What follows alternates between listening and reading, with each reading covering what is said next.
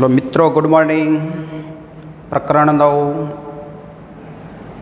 बायोमोलिक्युल्स जैविक कणों अभ्यास कर रहा छीए। આપણે કાલે આપણે પ્રોટીનનો અભ્યાસ કરી દીધો। હવે બીજો જૈવિક કણોની વાત કરીશું। કાર્બોદિત લેક્ચર નંબર 3 ની અંદર જોઈશું આપણે।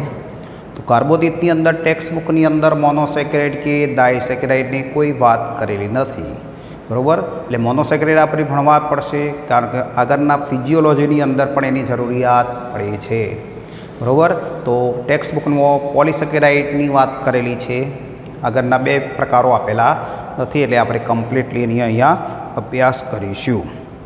તો અહીંયા કાર્બોદિતની વાત કરવા જઈ રહ્યા છીએ। પહેલી આપણે કે ભાઈ સજીવ શરીરની અંદર જે કાર્બનિક સંયોજનોમાં કાર્બન, હાઇડ્રોજન, ઓક્સિજન આવેલા હોય, જેમાં હાઇડ્રોજન અને ઓક્સિજનનું પ્રમાણ 2:1 હોય, કેટલું હોય? 2:1 હોય। તો એને કે ન પણ હોય, કેટલાકમાં નથી, તો એને કાર્બોદિત કહીશું। કાર્બન વત્તા ઉદિત, કાર્બન સી, ઉદિત એટલે જળ, H2O, બરાબર। તો કાર્બન, હાઇડ્રોજન, ઓક્સિજન ત્રણેય સંયોજનો હોય તો કાર્બનિક સંયોજન છે એ, બરાબર। અને એમાં હાઇડ્રોજન અને ઓક્સિજનનું પ્રમાણ કેટલું દેખાય છે? હાઇડ્રોજન 2, ઓક્સિજન 1, 2:1 હોય કે ન હોય? નથી તો કોણ? ન્યુક્લિક એસિડ ડીએનએની પેન્ટોઝ શર્કરા, કઈ? ડીઓક્સી રિબો શર્કરા ભણીશું હમણાં આપણે। C5H10O4 એનું બંધારણ છે, જેમાં કાર્બન ઉપર HH જ છે, બરાબર, ઓક્સિજન નથી, એટલે 2:1 પ્રમાણ હોતું નથી। તો કઈ શર્કરા એવી છે? એવો કયો કાર્બોદિત અથવા શર્કરા છે કે જેમાં હાઇડ્રોજન અને ઓક્સિજનનું પ્રમાણ 2:1 હોતું નથી? તો ડીઓક્સી રિબોઝ શર્કરા ભણીશું, પેન્ટોઝ શર્કરાઓ ભણીએ એટલે આપણે વાત કરીશું, બરાબર। તો જૈવિક સંયોજનોમાં સૌથી વધુ વિસ્તરેલ હોય તો આ કાર્બોદિત છે, બરાબર। અને એ કાર્બોદિત શક્તિનો સ્ત્રોત અને જીવરસનો બંધારણીય ઘટક છે, બરાબર। તો આપણે કાર્બોદિત પણ જીવરસના બંધારણમાં છે અને શક્તિનો સ્ત્રોત છે, શક્તિ પૂરી પાડે છે ના દહનથી, જે આપણે શ્વસનમાં આગળ ગ્લુકોઝમાંથી શક્તિ જોઈશું, બરાબર। તો શક્તિનો સ્ત્રોત પણ છે। ચલો એક વાત કરવી છે કાર્બોદિલ સમૂહોની। દ્વિબંધથી જોડાતા કાર્બન ઓક્સિજન સમૂહને કાર્બોનિલ કહેવાય। તો દ્વિબંધથી જોડાતા હોય કોણ? કાર્બન અને ઓક્સિજન, એને કાર્બોનિલ સમૂહ કહેવાય। એ બે પ્રકાર છે, એક આલ્ડીહાઇડ છે અને બીજો કીટોન છે, બરાબર। તો આલ્ડીહાઇડની અંદર આપણે વાત કરીએ, આલ્ડીહાઇડ, બરાબર। તો જે કાર્બોનિલ સમૂહમાં ઓક્સિજન છેડાના કાર્બન સાથે દ્વિબંધથી જોડાય, તો RCC જે ક્રમિક છે, બધા કાર્બન છે, એમાં છેડાનો કાર્બન છે, અહીંયા બીજા કાર્બન બધા ગોઠવાયેલા છે, તો છેડાના કાર્બન સાથે આ ઓક્સિજન જોડાઈ ગયો દ્વિબંધથી, તો એને આલ્ડીહાઇડ કહેવાય। CHO ડબલ બરોબર છે, એટલે 4 કાર્બનની સંયુક્ત થઈ જાય, તો આ CHO અથવા COOH કોણ છે? આલ્ડીહાઇડ કૃતિ, છેડા ઉપર આવ્યું, બાકીના તો R બરાબર ગમે એટલા કાર્બન હોય, બરાબર। કીટોન જૂથની વાત કરીએ તો જે કાર્બોનિલ સમૂહમાં ઓક્સિજન છેડા સિવાયના વચ્ચે ગમે તે બીજો, ત્રીજો, ચોથા ગમે તે પર જોડાય, બરાબર। તો R CIO વચ્ચે આ છેડા પરના બીજા કાર્બન કેટલાય ગોઠવાયેલા હોય, તો છેડા સિવાયના વચ્ચેના કાર્બન ઉપર અહીંયા ઓક્સિજન દ્વિબંધથી જોડાય છે, તો એને કીટોન કહીશું આપણે। C double mono ketone, CHO aldehyde, બરાબર। તો આવા બે કાર્બોદિતના સ્વરૂપ છે, આલ્ડીહાઇડ અને કીટોન સમૂહ ધરાવતા હોય છે। તો અહીંયા આપણે તો કાર્બોદિતોની અંદર OH સમૂહ 1 કરતો વધુ હોય, બરાબર। આલ્ડીહાઇડ કે કીટોન એક જ ગ્રુપ આવેલું હોય, એક કાર્બોદિત છે। તો અહીંયા બધા કાર્બોદિતો એ પોલીહાઇડ્રોક્સી એટલે OH 1 કરતો વધુ હોય, 2 હોય, 3 હોય, 4 હોય। પોલીહાઇડ્રોક્સી આલ્ડીહાઇડ, બધું આલ્ડીહાઇડ ગ્રુપ ધરાવતા હોય તો પોલીહાઇડ્રોક્સી આલ્ડીહાઇડ, અને જો કીટોન ગ્રુપ ધરાવતા હોય તો પોલીહાઇડ્રોક્સી કીટોન કહીશું આપણે એને, બરાબર। તો અહીંયા એનું સામાન્ય સૂત્ર છે CnH2O M N કાર્બન ગમેલા હોય H2O જોડાયેલા હોય બરાબર.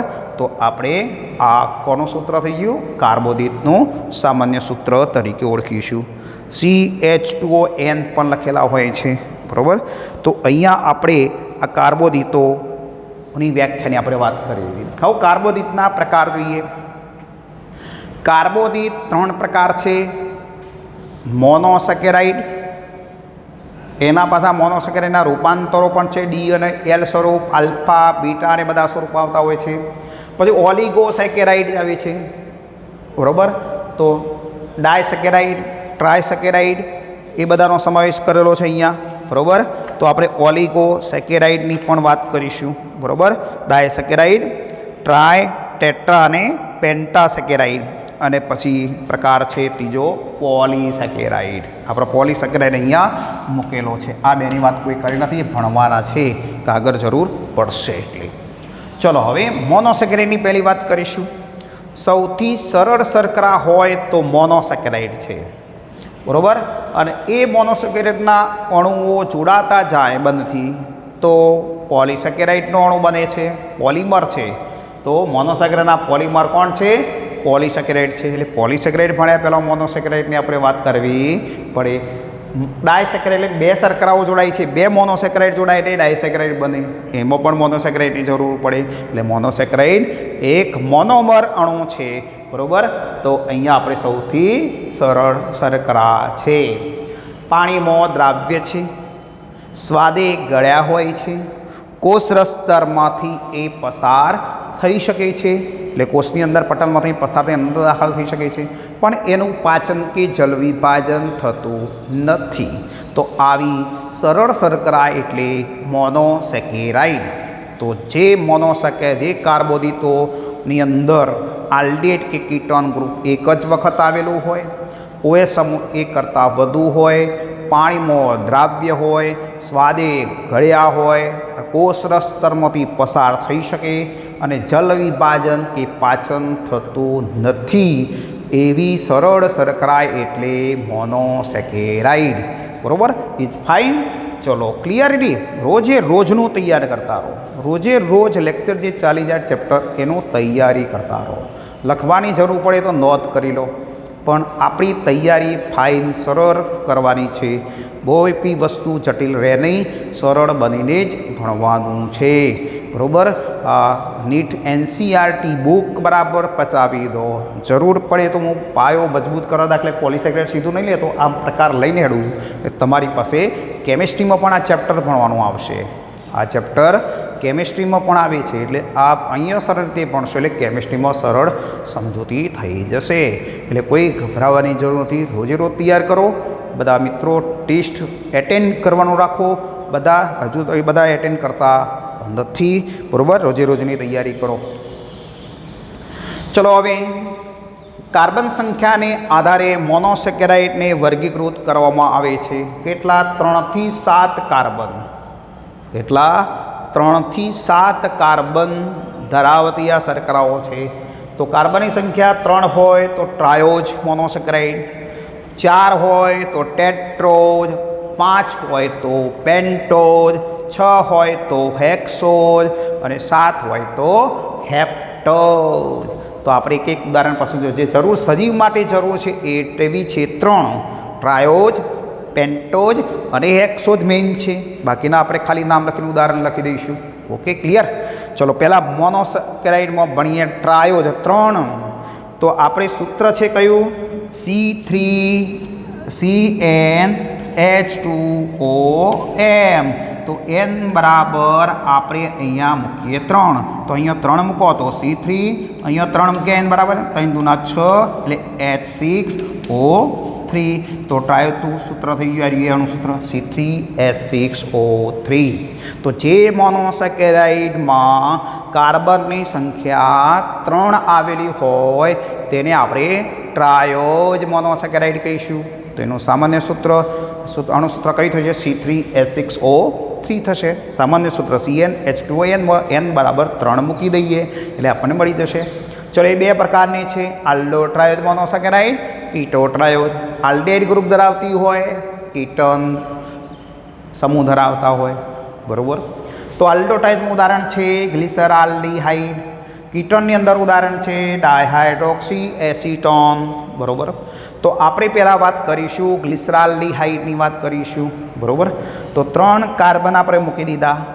છેડાના કાર્બન ઉપર CHO, આના આરતી પણ લખાય અને આરતી પણ લખીશું આપણે, બરાબર. આરતી પણ લખાય, બરાબર. તો આ આલ્ડિહાઇડ ગ્રુપ છે. તો છેડાના કાર્બન પર આવી ગયું, બરાબર. આલ્ડિહાઇડ પાછળ બોલાય છે. તો આ જે શર્કરા છે એમાં OH એક કરતાં વધુ આવી ગયા જુઓ, અને આલ્ડિહાઇડ ગ્રુપ આવી ગયું, બરાબર.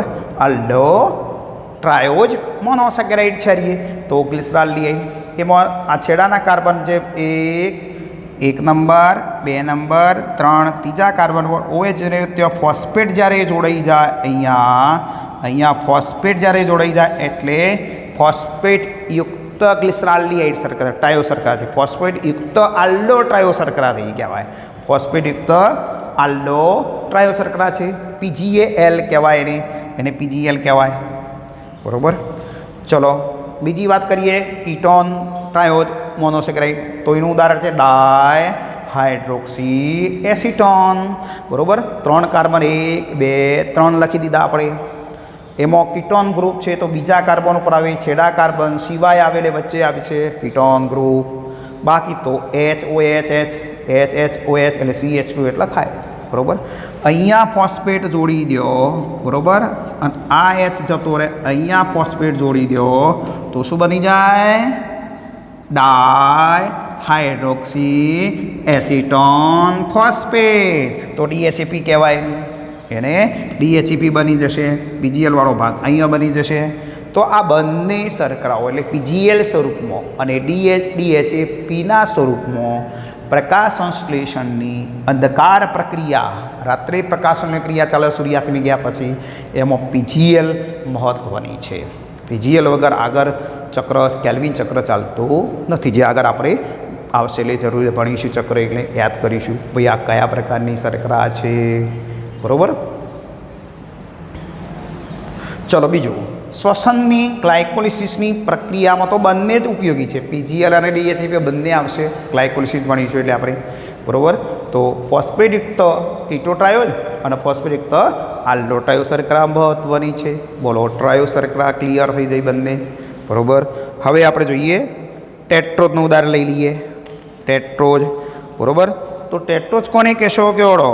ટેટ્રોજ એટલે N બરાબર 4 મૂકી દો. ચલો ઓળો, N બરાબર 4 મૂકી દો, બરાબર.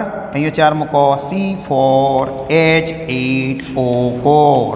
તો ટેટ્રોજ મોનોસેકેરાઇડ કહેવાય. આ ટેટ્રોજ મોનોસેકેરાઇડ છે. એમાં આલ્ડો છે ઇરિથ્રોજ અને કીટો ટેટ્રોજમાં છે ઇરુથ્રુલોજ, બરાબર. તો આમાં 2 પ્રકાર પાછા પડે છે, આલ્ડો અને કીટો, બરાબર. કીટોન તો આલ્ડેહાઇડમાં ગ્રુપ છે ઇરિથ્રોજ.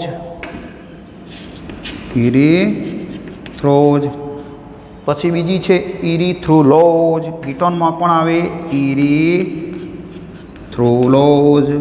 બરાબર. આ ટેટ્રોજ મોનોસેકેરાઇડ સજીવ શરીરમાં જોવા મળતી નથી. હજી આપણે જોઈએ આગળ પેન્ટોઝ સેકેરાઇડ, પેન્ટોઝ મોનોસેકેરાઇડની વાત કરીશું હવે આગળ, બરાબર.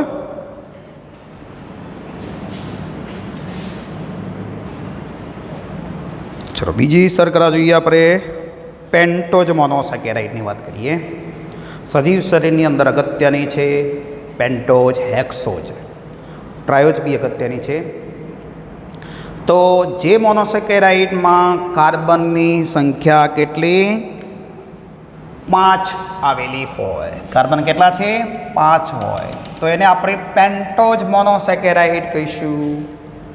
CnH2O, એનમાં N બરાબર 5 મૂકી દો તો C5H10O5 થશે, બરાબર.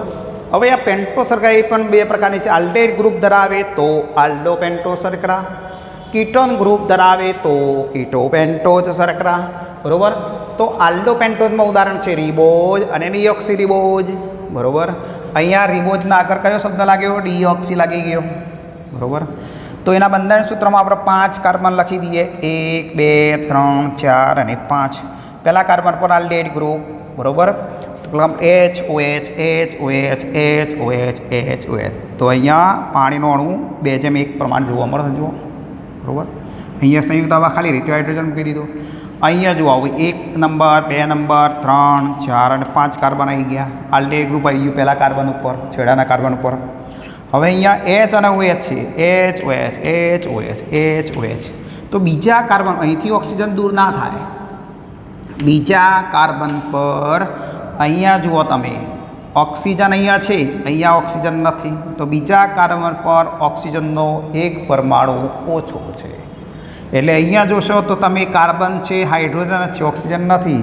એટલે 2:1 પ્રમાણે અહીંયા જોવા મળતો નથી આ શર્કરાનો, બરાબર. તો આ HOH આવશે. તો ડીઓક્સી રિબોઝમાંથી ઓક્સિજન દૂર થાય છે. તો રિબોઝમાં કયા બીજા કાર્બન ઉપરથી ઓક્સિજન દૂર થાય? પહેલા ઉપર તો ક્રિયાશીલ સમૂહ છે આલ્ડિહાઇડ, એમાંથી તો થાય નહીં. અહીંથી બીજા કાર્બન પરથી ઓક્સિજન દૂર થાય છે, એટલે HCH જોવા. તો આ કોનું સૂત્ર થઈ ગયું? ડીઓક્સી રિબોઝ શર્કરા થઈ ગયું, બરાબર. આ કીટો પેન્ટોઝ શર્કરા છે. તો 1 નંબર 2 3 4 5, બરાબર. બીજા કાર્બન ઉપર OH, પેલા બીજા કાર્બન ઉપર કીટોન જૂથ આવે, બરાબર. અહીંયા તો આપણે 1 નંબર ઉપર બીજા કાર્બન પર વચ્ચે છેડાના સિવાયના કાર્બન ઉપર કીટોન ગ્રુપ હોય, બરાબર. તો બાકીનો તો HOH, બરાબર. ચલો હવે આ રિબોઝ શર્કરા જે રહીએ RNA, રિબો ન્યુક્લિક એસિડ, ન્યુક્લિક એસિડની અંદર રિબોઝ શર્કરા આવેલી હોય તો RNA છે, રિબો ન્યુક્લિક એસિડ. ATP એરિનોસાઇન ટ્રાયફોસ્ફેટ, એટીના બંધારણ પણ રિબોઝ શર્કરા હોય. પછી FAD છે, NAD છે, NADP છે, ફ્લેવિન એડેનાઇન ડાયન્યુક્લિયોટાઇડ, નિકોટિનેમાઇડ એડેનાઇન ડાયન્યુક્લિયોટાઇડ, નિકોટિનેમાઇડ એડેનાઇન ડાયન્યુક્લિયોટાઇડ ફોસ્ફેટ. આ બધા હાઇડ્રોજન ગ્રાહકો, ઇલેક્ટ્રોન વાહકો છે, એની વાત પાછળ આપણે કરવાના છીએ. તો અહીંયા કઈ શર્કરા છે? રિબોઝ શર્કરા છે એની અંદર. ચલો, ડીઓક્સી રિબોઝ શર્કરા DNAના બંધારણમાં આવશે. ડીઓક્સી રિબો ન્યુક્લિક એસિડ, DNA આપણે ભણીશું એટલે નામ કહીશું કે DNA. તો એટલે આપણે પેન્ટોઝ શર્કરા અહીંયા ભણી લઈએ છીએ. આની જરૂર પડશે, 12મામાં બી જરૂર પડશે. આણ્વીય જે આનુવંશિકતાની અંદર વાત કરવાના છીએ, બરાબર. તો DNAની પ્રશ્નો બધા ભણીશમાં આવશે. ચલો, કીટોપેન્ટ આ જે શર્કરા એની અંદર અંધકાર પ્રક્રિયામાં પ્રક્રિયક તરીકે RUBP સોજે જ્યારે સૂર્ય આથમેલે અંધકાર પ્રક્રિયા શરૂ કરવા માટે પહેલો જ પ્રક્રિયક પદાર્થ હોય તો RUBP, ribulose biphosphate. Ribulose biphosphate, અહીંયા ફોસ્ફેટ જોડાઈ જાય અને અહીંયા ફોસ્ફેટ જોડાઈ જાય, બરાબર. અહીંયા ફોસ્ફેટ જોડાઈ જાય, અહીંયા ફોસ્ફેટ જોડાઈ જાય, એટલે રિબ્યુલોઝ બાયફોસ્ફેટ, RUBP. ત્યાંથી એ પ્રક્રિયાથી જ અંધકાર પ્રક્રિયા શરૂ થાય છે, કેલ્વિન ચક્ર શરૂ થાય છે. રિબોફ્લેવિન વિટામિન B2માં પણ હોય છે, બરાબર. તો અહીંયા આપણે આની વાત કરી દીધી. ચલો બોલો કે ઝાયલોજ આલ્ડોપેન્ટોઝ શર્કરા હેમિસેલ્યુલોઝના બંધારણમાં હોય છે, બરાબર. અને એરેબિનોઝ આલ્ડોપેન્ટોઝ શર્કરા છે જે ગમ એરેબિકમાં જોવા મળે છે. તો અહીંયા આપણે વાત કરીશું હેક્સો શર્કરાની. હવે હેક્સો શર્કરાની અંદર જોઈએ આપણે કે જે મોનોસેકેરાઇડમાં કાર્બનની સંખ્યા 6 આવેલી હોય, કેટલી છે? 6 આવેલી હોય, તો એને આપણે હેક્સોજ મોનોસેકેરાઇડ કહીશું. C6H12O6 સૂત્રમાં મૂકી દઈશું આપણે CnH2ON. તો એ પણ 2 પ્રકારની છે, આલ્ડોહેક્સો મોનોસેકેરાઇડ, કીટોહેક્સોજ મોનોસેકેરાઇડ, બરાબર. આલ્ડોહેક્સો શર્કરાઓના ઉદાહરણ 3 છે, ગ્લુકોઝ, ગેલેક્ટોઝ, મેનોઝ. અને કીટોહેક્સોજનું ઉદાહરણ ફ્રુક્ટોઝ. ચલો, ગ્લુકોઝ ખાસ આપણે જોવાની છે અહીંયા. તો પહેલા કાર્બન ઉપર છેડાના કાર્બન ઉપર આલ્ડિહાઇડ ગ્રુપ આવે દરેકમાં. તો 1 નંબર 2 નંબર 3 4 5 6, એમાં ત્રીજા કાર્બન પર OH ડાબી બાજુ આવેલો હોય છે, બરાબર. તો ગ્લુકોઝ. અહીંયા જુઓ તમે, તો 1 નંબર 2 નંબર 3 4 5 6, તો ત્રીજા અને ચોથા ઉપર OH ડાબી બાજુ આવશે, એટલે 2 જુદી પડી ગઈ, બરાબર. આલ્ડિહાઇડ ગ્રુપ છે. ચલો, અહીંયા બીજી અને ત્રીજા કાર્બન ઉપર OH ડાબી બાજુ છે, તો મેનોઝ, બરાબર. તો ગ્લુકોઝ છે એ જીવરસના બંધારણમાં ઉપયોગી છે, બરાબર. જીવરસના બંધારણમાં હેક્સોજ શર્કરા ગ્લુકોઝ એની શક્તિ ઉત્પન્ન કરવા માટે જવાબદાર છે. તો એ હેક્સોજ શર્કરા કઈ ગ્લુકોઝ છે જોવા મળશે. બરાબર. ગ્લુકોઝ એ ડેક્સ્ટ્રા રોટેટરી હોતી ડેક્સ્ટ્રોઝ પણ કહીશું આપણે. દ્રાક્ષમાં ગ્લુકોઝનું પ્રમાણ સૌથી વધારે હોવાથી એ ગ્રેપ સુગર કહે છે. શરીરમાં ગ્લુકોઝ મુખ્ય સ્વાસ્થ્ય પદાર્થ છે જે શક્તિ ઉત્પન્ન કરવા માટે 38 એટીપી શક્તિ ઉત્પન્ન કરી આપે છે ગ્લુકોઝ. એટલે શક્તિનો સ્ત્રોત ગ્લુકોઝ છે. ગેલેક્ટોઝની વાત કરીએ આપણે. ગેલેક્ટોઝ જે રહીએ મુક્ત સ્થિતિમાં જોવા મળતી નથી. એ મિલ્ક શર્કરા લેક્ટોઝમાં જોવા મળે છે. એકલી ગેલેક્ટોઝ જોવા મળશે નહીં, તો લેક્ટો શર્કરા બંધારણમાં હોય છે, એટલે મિલ્ક સુગરની અંદર. સેરેબ્રોઇડ પેક્ટિન હેમિસેલ્યુલોઝના બંધારણમાં. મેનોઝ શર્કરાની વાત કરીએ આપણે તો મુક્ત અવસ્થામાં આ પણ જોવા મળતી નથી. ઈંડામાં આલ્બ્યુમિન સાથે અને લાકડામાં હેમિસેલ્યુલોઝના બંધારણમાં છે મેનોઝ. બરાબર. તો આપણે આ શર્કરાઓ જોવા મળશે. ફ્રુક્ટોઝ શર્કરાની વાત કરીએ તો કીટોન ગ્રુપ ધરાવે છે બીજા કાર્બન ઉપર. ત્રીજા કાર્બન OH ડાબી બાજુ દરેકમાં છે. જુઓ બધામાં ત્રીજા કાર્બન OH ડાબી બાજુ. આ બે જુદી પાડીઓ માટે ત્રીજા અને ચોથા ઉપર છે, બીજા અને ત્રીજા પર છે. આ તો કીટોન ગ્રુપ છે. બરાબર. ચલો હવે વાત કરીએ કીટોનવાળી વાતની વાત કરીશું. તો ફ્રુક્ટોઝ એ લિવ્યુલોઝ પણ કહેવાય છે. ફ્રુક્ટોઝનું બીજું નામ છે લિવ્યુલોઝ, એ લિવોરોટેટરી હોવાથી. બરાબર. મધમાં ફ્રુક્ટોઝ 32થી 40% જોવા મળે છે. ફળની શર્કરા કહેવાય છે આને, ફ્રૂટ સુગર.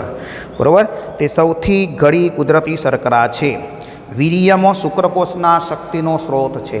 વીર્યની અંદર પણ આ ફ્રુક્ટોઝ શર્કરા હોય છે જે શુક્રકોષના શક્તિ માટેનો સ્ત્રોત છે. તો અહીંયા આપણને ફ્રુક્ટોઝ ફળોમાં જોવા મળશે. ગ્લુકોઝ એ સ્ટાર્ચના બંધારણમાં છે. ગેલેક્ટોઝ એ દૂધમાં છે. આ હેમિસેલ્યુલોઝના બંધારણમાં છે. ઓકે. તો આ બંધારણમાં જોવા મળતી હોય છે.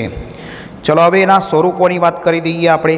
અહીંયા ડી અને સમઘટક કેમિસ્ટ્રીમાં પણ આવે છે રે. બરાબર. તો એની વાત કરીશું. જે મોનોસેકેરાઇડમાં સૌથી છેલ્લા કાર્બનની ઉપર કાર્બનની જમણી બાજુ OH સમૂહ હોય તો તેને ડી સ્વરૂપ તરીકે આપણે એને ઓળખીએ છીએ. તો આ છેલ્લો કાર્બન છે અસંમિત કાર્બન, એના ઉપર OH ડાબી બાજુ હોય તો એને કઈ સ્વરૂપ કહેવાય? ડી સ્વરૂપ કહીશું આપણે. ડી સ્વરૂપ કહીશું. બરાબર. અને જો મોનોસેકેરાઇડમાં સૌથી છેલ્લા કાર્બનની ઉપર કાર્બનની ડાબી બાજુ OH સમૂહ હોય તો આપણે આ જમણી બાજુ છે. બરાબર. આમ લખીએ તો આ જમણી બાજુ આવ્યું છે, પણ ડાબી બાજુ હોય તો આની જગ્યાએ આ ભાગ છે એ કયો હોય? અહીંયા H હોય, અહીંયા OH હોય તો એ L સ્વરૂપ કહેવાય. લેફ્ટ સાઈડનું L ડાબી બાજુ છે એટલે. ડી એટલે એક્સ્ટ્રા રોટેટરી જમણી બાજુ છે એટલે. ચલો બીજો નંબર એપિયરની વાત કરીએ. જો ગ્લુકોઝમાં OH અને H સમૂહ જે રહે બીજા કાર્બન નંબર બીજો, ત્રીજો અને ચોથા સ્થાન પર બદલાતા સમઘટકની રચના થાય છે. તો અહીંયા બીજો, ત્રીજો અને ચોથા, બીજા, ત્રીજા અને ચોથા કાર્બન ઉપર OH બદલાયા કરે છે. જુઓ અહીંયા ત્રીજા અને ત્રીજા ઉપર OH ડાબી બાજુ છે. અહીંયા ત્રીજા અને ચોથા ઉપર H અને OH બદલાયા છે. અહીંયા બીજા અને ત્રીજા ઉપર બદલાયા છે. અને એપિયર, આને શું કહેવાય? એપિયર કહીશું આવી સમઘટક રચનાની. ચલો ગ્લુકોઝ, ગેલેક્ટોઝ અને મેનોઝમાં જોઈ રહ્યા છીએ આપણે. ચલો એનો નંબર જલીય દ્રાવણમાં ગ્લુકોઝની ચક્રીય સ્વરૂપે આવેલું હોય છે, જેમાં પ્રથમ કાર્બન પર H અને OH સ્થાન બદલાતો એનોમર બને છે. આલ્ફા ગ્લુકોઝ, બીટા ગ્લુકોઝ બની શકે. તો અહીંયા આપણે કયું સ્વરૂપ આવ્યું? રિંગ સ્વરૂપ આવ્યું. ચક્રીય સ્વરૂપ કહીશું આપણે. તો એ ચક્રીય સ્વરૂપ કઈ રીતે બને એની આપણે ગ્લુકોઝની વાત કરી દઈએ એટલે બધા જ સ્વરૂપો આવડી શકે. બરાબર.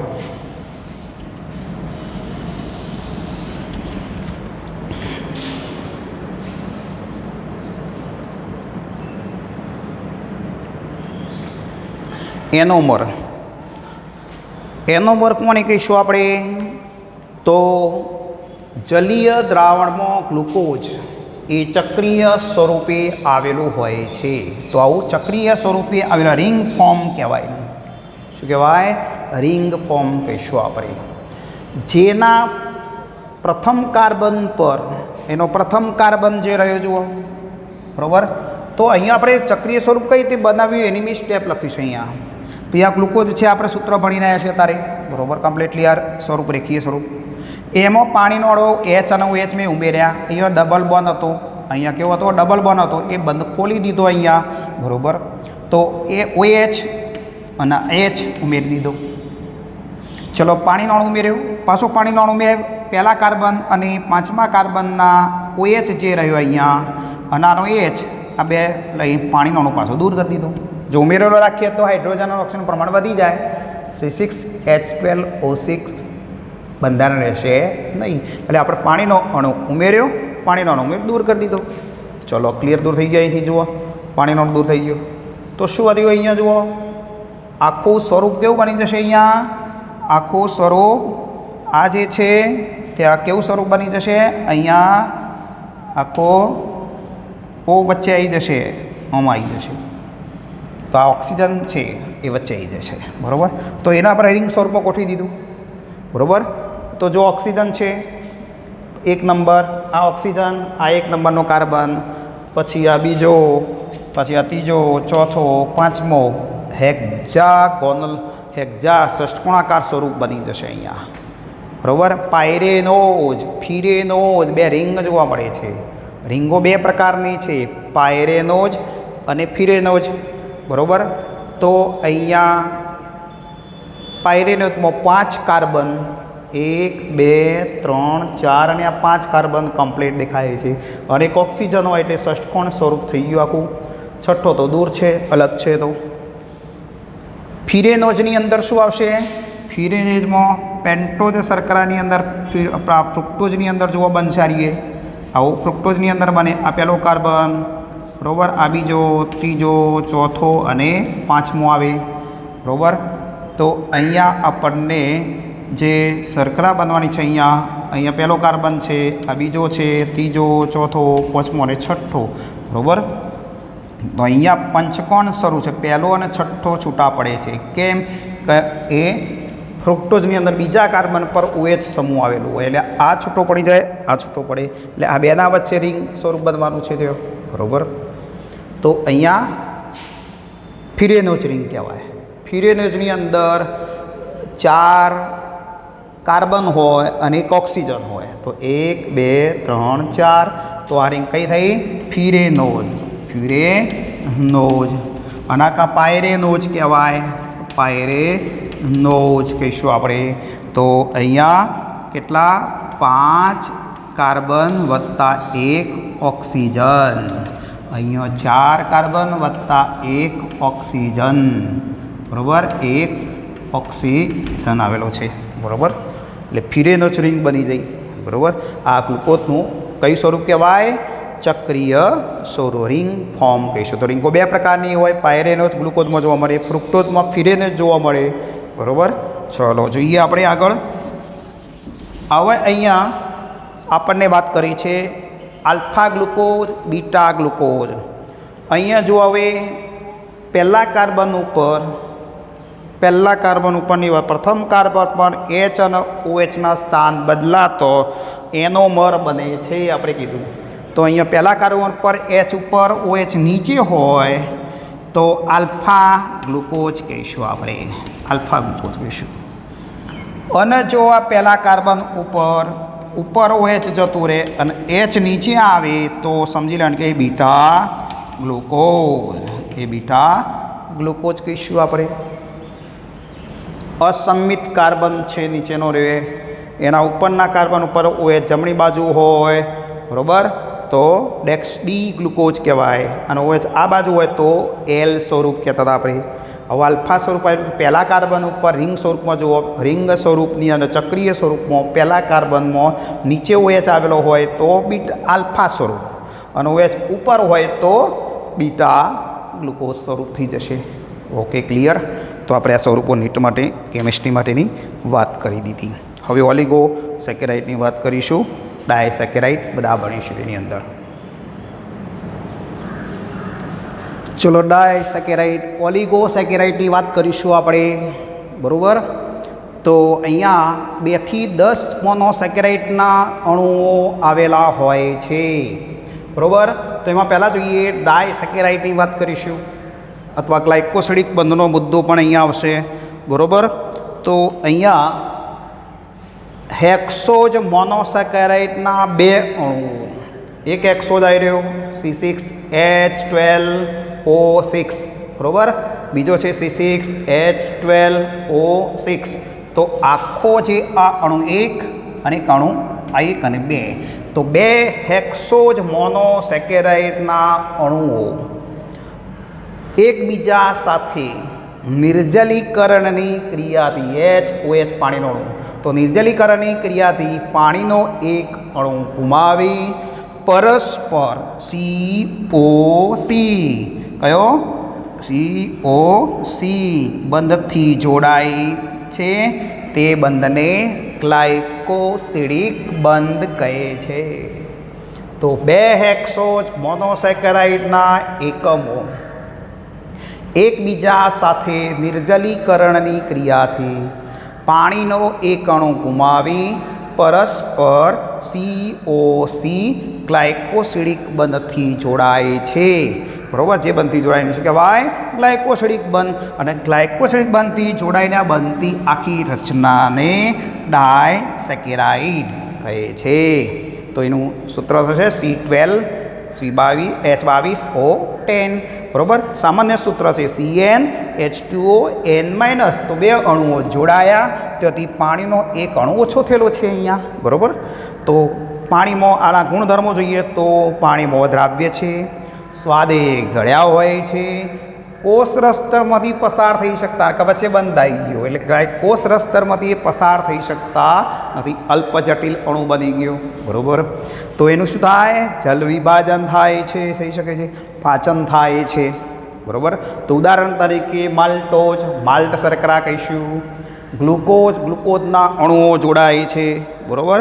2 ગ્લુકોઝના અણુઓ જોડાઈને બને છે. તો અહીંયા આપણને જે ગ્લુકોઝના અણુઓ જોડાયા છે 2 આલ્ફા છે, બરાબર. આલ્ફા 1,4 ગ્લાયકોસિડિક બંધ જોવા મળશે. લેક્ટોઝ, દૂધમાં હોય આ શર્કરા, તો દૂધમાં બીટા ગેલેક્ટોઝ અને બીટા ગ્લુકોઝના અણુઓ આવેલા હોય છે, બરાબર. તો અહીંયા આપણને આ બંને રિડ્યુસિંગ સુગર છે. રિડ્યુસિંગ સુગર કોને કહેવાય? તો આ જે દ્રાવણ છે અહીંયા CH4ના દ્રાવણ સાથે રિડ્યુસ થાય અને ઓક્સિજનના અવક્ષેપ મળે તો એને આપણે કહીશું રિડ્યુસિંગ સુગર. જો ઓક્સિજનના અવક્ષેપ ન આવે, CH4 સાથે રિડ્યુસ ના થતી હોય અને ઓક્સિજનના અવક્ષેપ ના મળે તો એ નોન રિડ્યુસિંગ સુગર છે. તો સુક્રોઝ એ નોન રિડ્યુસિંગ સુગર છે, બરાબર. તો અહીંયા અણુમાં આલ્ડિહાઇડ સમૂહની હાજરી હોય એટલે રિડ્યુસિંગ સુગર કહીશું આપણે. સુક્રોઝમાં ફ્રુક્ટોઝ આવે એટલે કીટોન જૂથ આવે છે. આ બધામાં આલ્ડિહાઇડ ગ્રુપ છે એટલે ઓક્સિજન સમૂહ જોવા મળશે, બરાબર. ઓક્સિજનના સમૂહ જોવા મળે છે, બરાબર. તો અહીંયા માલ્ટોઝ, લેક્ટોઝ. ચલો સુક્રોઝની વાત કરીએ. સુક્રોઝનું જળ વિભાજનમાં કઈ છે? આલ્ફા ગ્લુકોઝ વત્તા બીટા ફ્રુક્ટોઝ. તો એ નોન રિડ્યુસિંગ સુગર છે. શેરડી છે, બીટ છે, ગાજર છે, ફળોના રસમાં જોવા મળે. મેપલ છે, કેનેડામાં વૃક્ષ છે મેપલ, એ પણ અહીં અંદર મેપલ આવે, બરાબર. આ બધી કેન સુગર કહીશું આપણે. ટેબલ સુગર, ઇન્વર્ટ સુગર પણ કહે છે, બરાબર. તો વનસ્પતિમાં કાર્બોદિતનું જ્યારે વહન થાય છે ત્યારે એ સુક્રોઝ સ્વરૂપે થાય છે. તો વનસ્પતિમાં કાર્બોદિતનું પર્ણોમાંથી મૂળ તરફ શર્કરા જ્યારે વહન પામે છે તે સુક્રોઝ મહત્ત્વની ભાગ ભજવે છે, જે આપણે ફિઝિયોલોજીમાં જોઈશું આગળ. ચલો ત્યાર પછી વાત કરીએ ટ્રેહેલોઝ.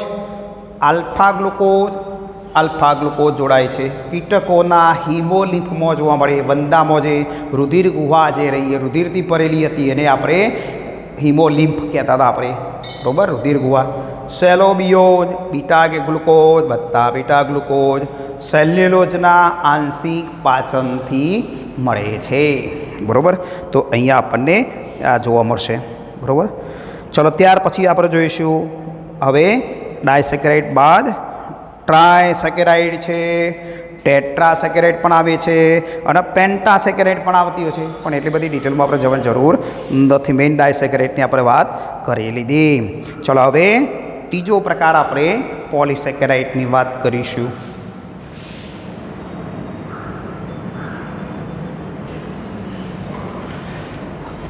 ત્રીજો પ્રકાર છે પોલિસેકેરાઇડ. તો આપણે મોનોસેકેરાઇડ, ઓલિગોસેકેરાઇડમાં ડાય, ટ્રાય, ટેટ્રા, પેન્ટા ભણ્યા. હવે આપણે ત્રીજો પ્રકાર છે પોલિસેકેરાઇડ. આપણે ટેક્સ્ટબુકની અંદર આપેલો છે. તો એસિડ અદ્રાવ્ય જૂથમાં મહાઅણુ કે બૃહદ અણુની જેમ પોલિસેકેરાઇડ એક જૂથ સ્વરૂપે જોવા મળે છે, એટલે મહાઅણુ સ્વરૂપે આપણને જોવા મળશે કાર્બોદિત. તો એસિડ દ્રાવ્ય જૂથની અંદર આ મહાણુ જોવા મળે છે પોલિસેકેરાઇડ. તે શર્કરાની બનેલી લાંબી શૃંખલા છે. ઘણા બધા અણુઓ જોડાયેલા હોય છે, પોલિમર છે અણુ આરે, બરાબર. તો આપણે વ્યાખ્યા જોઈએ હવે એની, બરાબર. તો અહીંયા આપણને અસંખ્ય હેક્સોજ મોનોસેકેરાઇડ, આપણે કહ્યું કે ભાઈ હેક્સોજ મોનોસેકેરાઇડના જ અણુઓ હોય તો જીવરસમાં જ મુક્ત છે, બરાબર. જીવરસના બંધારણમાં છે, બરાબર. શક્તિ ઉત્પન્ન ના કરેલો મુક્ત હોય, બરાબર. ટ્રાયોજ આપણે અગત્યતા ભણીને આવ્યા. પેન્ટોજની બધા બંધારણમાં હતી. હેક્સો શર્કરા બીજા અન્ય બંધારણમાં નથી, જીવરસમાં મુક્ત છે. એટલે આ અણુઓ જોડાઈને બને છે ડાય અને પોલિસેકેરાઇડ બધા. તો અસંખ્ય, પોલી એટલે વધારે, અસંખ્ય.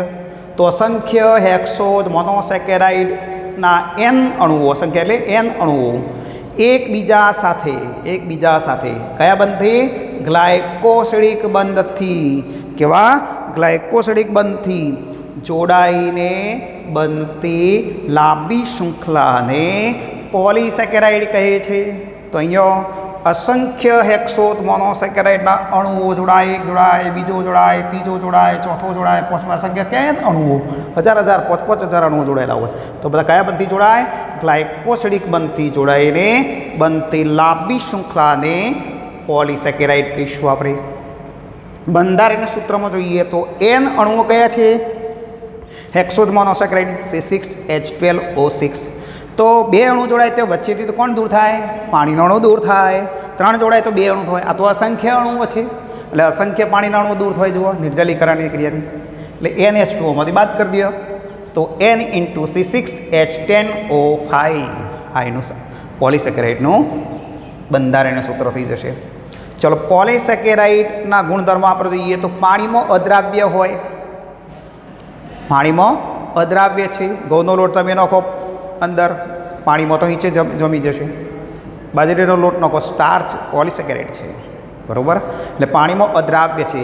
મોઢામાં નકશો તો તુરો લાગશે, સ્વાદ હોતો નથી, ગળ્યા હોતા નથી, બરાબર. ગળ્યા હોતા નથી. પાણીમાં અદ્રાવ્ય છે, સ્વાદ એ ગળ્યા હોતા નથી.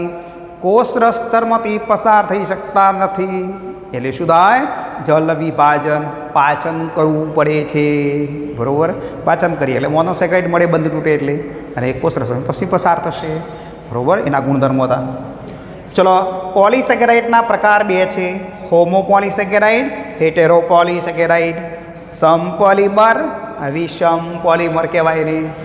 હોમો એટલે સરખા, માત્ર એક જ પ્રકારના હેક્સોજ મોનોસેકેરાઇડના અણુ બધા જોડાય. ગ્લુકોઝ તો ગ્લુકોઝ બધા જોડાયેલા હોય, ગેલેક્ટોઝ તો ગેલેક્ટોઝ જોડાયેલા હોય, ફ્રુક્ટોઝ તો ફ્રુક્ટોઝના અણુ બધા જોડાયેલા હોય, એક સરખા બધા અણુઓ હોય, બરાબર. તો એને સમપોલિમર કહેવાય.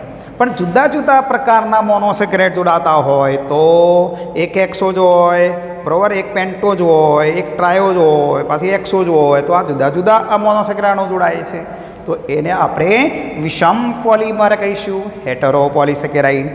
તો અહીંયા ગ્લુકોન્સ ઉદાહરણ જોઈએ તો માત્ર ગ્લુકોઝના જ પોલિમર છે, એમાં માત્ર ગ્લુકોઝના અણુઓ બધા જોડાયેલા છે. ઉદાહરણ તરીકે સ્ટાર્ચ, સેલ્યુલોઝ, ગ્લાયકોજન, બરાબર. ફ્રુક્ટન્સ તો માત્ર ફ્રુક્ટોઝના જ પોલિમર છે. ઇન્યુલિન, ઇન્સ્યુલિન નહીં, ઇન્યુલિન એ પોલિસેકેરાઇડ પદાર્થ છે. કયો છે? ફ્રુક્ટન્સ. એમાં માત્ર ફ્રુક્ટોઝના જ અણુઓ બધા જોડાયેલા હોય, એટલે એને ઇન્યુલિન, ડાલિયાની અંદર ખોરાકનો સંગ્રહ થયેલો હોય છે. તો અહીંયા આપણે વાત કરીશું હવે આગળ ભાઈ આમાં ઉદાહરણ છે પેક્ટિન, હેમિસેલ્યુલોઝ, મ્યુકોપોલિસેકેરાઇડ છે. તો પહેલાં હોમોસેકેરાઇડની અંદર ગ્લુકોન્સના ઉદાહરણ આપણા અહીંયા કોર્સમાં આપ્યા છે, સ્ટાર્ચ, સેલ્યુલોઝ અને પછી ગ્લાયકોજન જોઈએ. તો સ્ટાર્ચની વાત કરીએ આપણે. સ્ટાર્ચ એ વનસ્પતિની અંદર ખોરાકનો સંગ્રહ કરતો પોલિસેકેરાઇડ પદાર્થ છે, બરાબર. તો સ્ટાર્ચના બંધારણમાં એમાઇલોપેક્ટિન હોય. તો એમાઇલો જે 15-20% હોય, એમાઇલોપેક્ટિન 80-85% હોય છે. તો ગ્લુકોઝના અણુઓની બનેલી અશાખિત સીધી શૃંખલા છે. એમાં શાખાઓ પડતી નથી, આમ કેવી છે? સીધી શૃંખલા છે. આ ગ્લુકોઝનો એક અણુ બીજો ગ્લાયકોસિલિકમાંથી જોડાયો, ચલો બીજો ગ્લુકોઝ, એક ગ્લુકોઝ, બીજો ગ્લુકોઝ, ત્રીજો ગ્લુકોઝ જોડાતો જાય છે. જુઓ, બધા જોડાતા જાય, સીધી શૃંખલા બને છે. તો આ અશાખી શૃંખલા છે. 250-300 ગ્લુકોઝના અણુઓ હોય છે. એટલે સંખ્યા અણુઓ થઈ ગયા આપણા. ચલો, વનસ્પતિમાં ખોરાકનો સંગ્રહ સ્ટાર્ચ સ્વરૂપે થાય છે. કયા સ્વરૂપે થશે? સ્ટાર્ચ સ્વરૂપે થતો હોય છે, બરાબર. અહીંયા એમાઇલોપેક્ટિન જુઓ તમે, તો 80-85% હોય છે. અરે સ્ટાર્ચમાં 300-9500 ગ્લુકોઝના અણુઓ જોડાયેલા હોય. 300-9500, કોઈ એમાં 4000 હોય, બરાબર. તો ગ્લુકોઝના અણુઓની બનેલી શાખિત શૃંખલા છે. એક ગ્લુકોઝ, બીજો ગ્લુકોઝ, તો અહીંથી શાખા નીકળી. જુઓ, ગ્લુકોઝના અણુ પાછા જોડાયા, આ શાખા નીકળી, બરાબર. તો શાખિત છે. આ કેવી છે? સીધી શૃંખલા છે, બરાબર. તો ખોરાકનો સંગ્રહ સ્ટાર્ચ સ્વરૂપે વનસ્પતિમાં થયેલો છે. સ્ટાર્ચ કુંતલીય દ્વિતીયક રચના છે, આમ કુંતલમય રચના છે. તો એ આ કુંતલીય રચના જે રહી તે આ સ્ટાર્ચ આયોડિનને કુંતલીય ભાગથી જોડાયેલ રાખે છે. તો આયોડિન એ કુંતલવાળો ભાગ હોય તો આયોડિનને શું કરશે? જોડી રાખશે. તો સ્ટાર્ચ આયોડિન સાથે જ્યારે જોડાય છે કુંતલીય ભાગ સાથે, ત્યારે ભૂરા રંગનો આપે છે આપણને. તો આપણે ચોખાનું પાણી લઈને આયોડિન નાખીએ તો કુંતલીય ભાગ સાથે આયોડિન જોડાય એટલે ભૂરા રંગનો થઈ જશે, સહી જેવો રંગ થઈ જશે. તો એ ભૂરો રંગ આપે છે, બરાબર. સેલ્યુલોઝની વાત કરીએ. સેલ્યુલોઝ બીટા ડી ગ્લુકોઝના અસંખ્ય અણુઓ આવેલા હોય છે.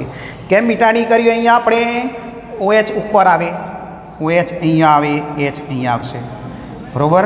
આ તો OH છે, પણ પહેલાં કાર્બન ઉપર OH H હોય, બરાબર. અહીંયા નિર્જલીકરણની ક્રિયાથી પાણીનું અણુ બનેલું હોય. તો બીટા ડી ગ્લુકોઝના અસંખ્ય અણુઓ જોડાઈને બનેલી એક સીધી શૃંખલા જ છે. પણ બીટા ડી ગ્લુકોઝ, પેલામાં આલ્ફા ડી ગ્લુકોઝના અણુ હતા, બરાબર.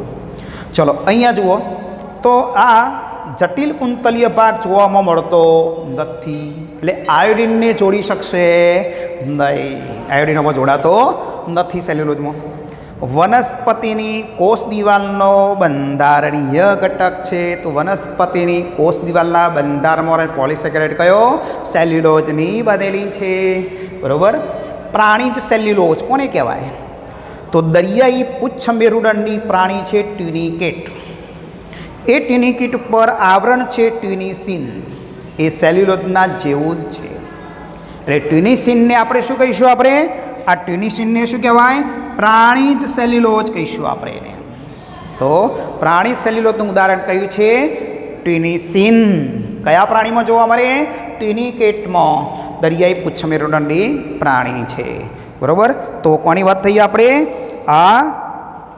આપણે વાત કરી સેલ્યુલોઝ. હવે ગ્લાયકોજનની વાત કરીએ. હવે ગ્લાયકોજનની વાત કરીશું.